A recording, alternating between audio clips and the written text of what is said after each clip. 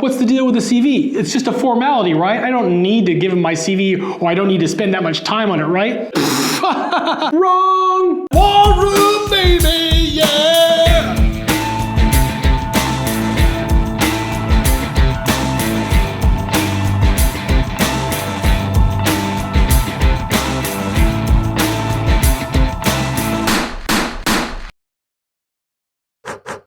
It's a place for winners. Your essays contain your thoughts. They contain your view about yourself. Your CV is your passport, your career passport. And make it really clear here. Your CV has to be in good shape. It has to be one page. Some schools will say, hey, you can do 2 pages, but make it 1 page. Pay attention to fonts. Pay attention to spacing between the lines. Take care of the margins. Center things. Don't just throw it down there. Use a table in MS Word. Don't try to do by, press the space bar to get it to go all the way over to the left. Just use the simple table. It's going to work great. What is an academic CV? An academic CV is the CV you give to a school when you want to apply for your MBA. It will have an emphasis on your education. I went to Bowman State University. I went to MGU. I went to MGIMO. I went to NES. I went to all the great schools, blah, blah, blah. Fine, tell us the degree you got. Do you have a 5-year specialist degree? Call it a 5-year specialist degree. They know what a specialist degree is. You've got to take care, ladies and gentlemen. According to the behavioral psychology of the schools, your past performance is an indicator of your future performance. What you did in the past is what it's going to look like in the future. If you just put your school where you went to university and you just dump it all together like it doesn't matter, they're going to think, hey, it doesn't matter. He doesn't care. He won't care about our school either.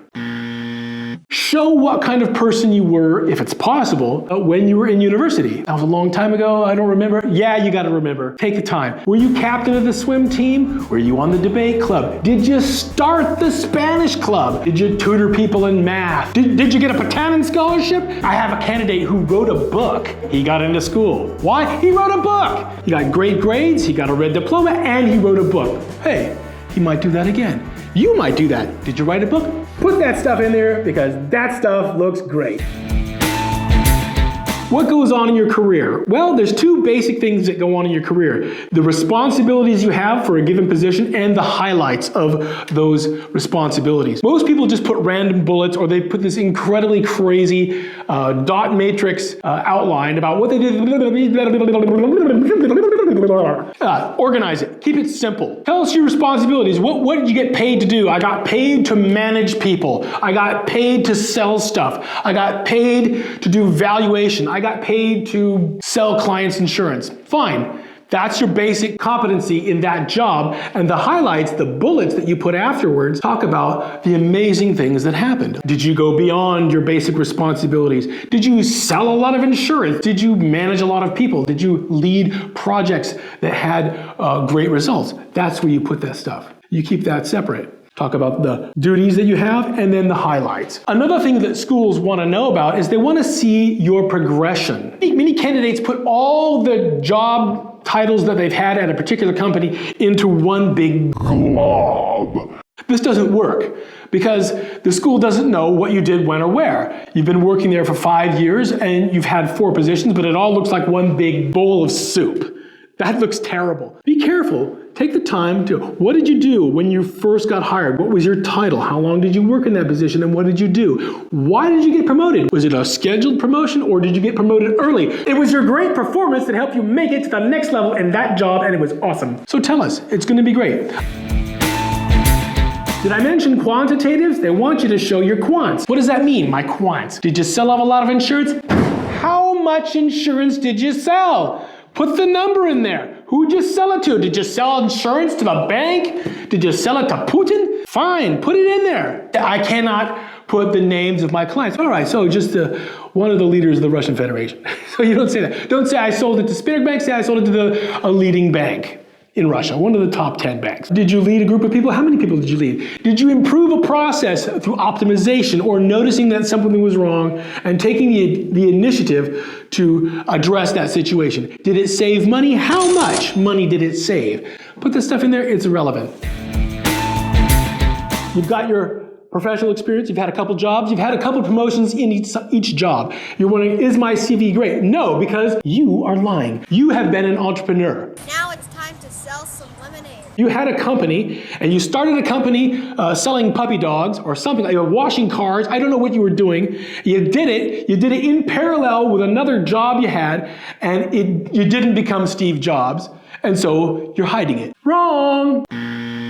Don't hide your stuff. Hey, if you failed in your first entrepreneurial thing, no big deal. Most people do. What's important is you had the guts to do it. That shows up on the radar, kids. So put it on there. Did you fail? Well, that's not so good. Did you sell your share? Or maybe it just stopped because you got another job somewhere else. That's fine. But I tried, didn't I? God damn it. At least I did that. You're saying, hey, my jobs overlap. Is that okay? Yes, it's okay. It's fine. In fact, most people have overlapping jobs. They're working as a freelance photographer and at the bank. They're working as a clown and a car salesman. They're working as a teacher and they're working for the consulting company. What's wrong with that? People do it all the time. It shows how great you are. Please don't tell us about your hobbies of photography and windsurfing. Everybody and their brother is doing photography and windsurfing, and nobody cares because you're not making any money at it and you don't have a club. So get rid of that stuff. It's not important. You speak Russian and English, maybe Italian. No, people are not really concerned about the languages you speak in your CV, which is, by the way, going to be in English.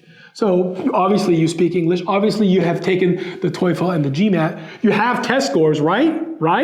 You don't need to put that stuff in your CV unless it's the only thing you have that marks you as a wonderful person, that you've got the GMAT. Oh, I'm going to put my GMAT score on my CV because this is the highlight of my career. Not so good. Not so good. A lot of this stuff can go in what's called the online application, and we'll talk about that in the next episode. So, if you got your CV all wrapped up, you got it wrapped up? Take some time to do it in advance. It can take some time to put your CV together. Start now. Start now. Oh, I'm not applying until next year. Start now. Don't delay, because it's hard and you're going to need to revise it. You're going to need to constantly revise your CV to get it just perfect. All right? Watch those margins. Don't use crazy fonts and deliver. Up next, your recommenders.